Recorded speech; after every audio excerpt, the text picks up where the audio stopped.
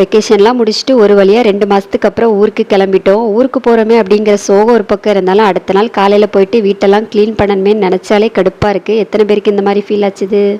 எப்போவும் ட்ராவல் பண்ணுற மாதிரி கன்னியாகுமரி எக்ஸ்பிரஸில் தான் டிக்கெட் போட்டிருந்தோம். ஆனால் இந்த வாட்டி பார்த்தீங்கன்னா இந்த எக்கனாமிக் கோச் அப்படின்னு சொல்லிட்டு அதில் தான் எங்களுக்கு டிக்கெட் கிடச்சிது.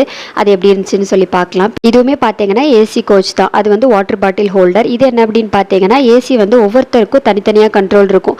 நம்ம சீட்டுக்கு பக்கத்தில் நம்ம வந்து ஆன் ஆஃப் பண்ணி கூட்டி குறைச்சி எடுத்து வச்சுக்கலாம். அதுக்கப்புறமா லைட்டுமே அதே மாதிரி தான். ஒவ்வொருத்தவங்களுக்கும் தனித்தனியாக லைட் இருக்கும். சீட்டுக்கு பக்கத்துலேயே இருக்கும். இதிலே சார்ஜ் பின்னும் இருக்குது. அப்புறமா இந்த ஸ்க்ரீனும் இருக்குது. ரொம்ப வெயில் அடிச்சுது அப்படின்னா அதுவும் நம்ம யூஸ் பண்ணி வச்சுக்கலாம்.